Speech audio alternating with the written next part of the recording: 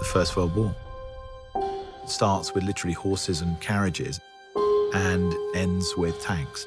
So it's the moment where modern war, you could argue, begins. From the very beginning, I felt this movie should be told in real time.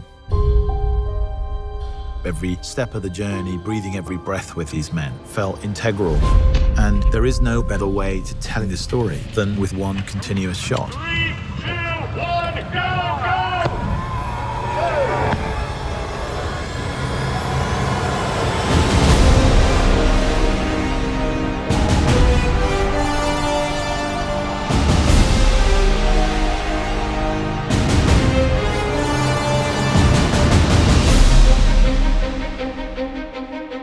From the first moment I talked to Sam about the idea of it as a one-shot movie, I knew it was going to be really immersive. It's meant to make you feel that you are in the trenches with these characters. The film in itself is a slice of time. These two young men get sent on a mission to deliver a message to stop an attack. Action! So they've got to cross into enemy territory on a race against time to deliver a message that will save 1,600 lives. And the camera never, ever comes away from the two characters.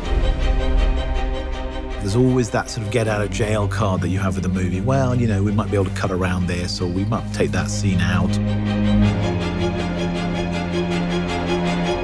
That's not possible on this film.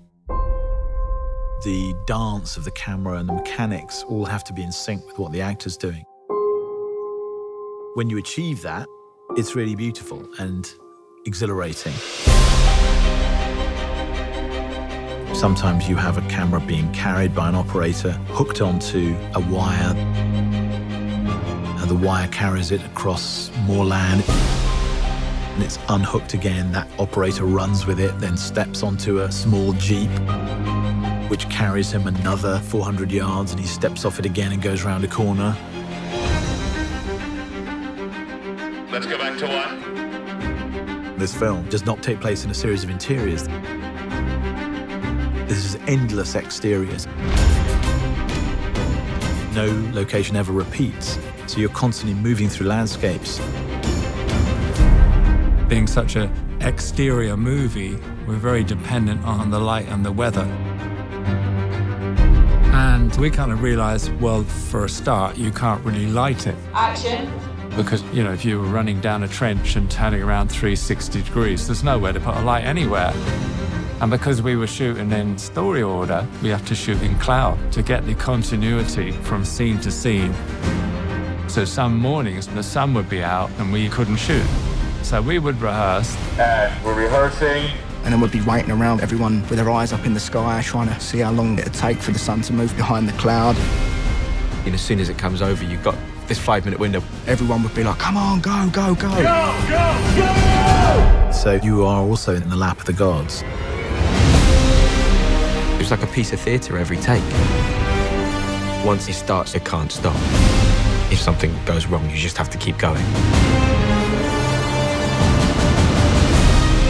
Until you actually see it on a screen, you don't really realize how immersive it is and how that technique kind of draws you into it. For me, engagement is very important. And that is behind the way in which we've decided to shoot this film. I wanted people to understand how difficult it was for these men. And the nature of that is behind everything.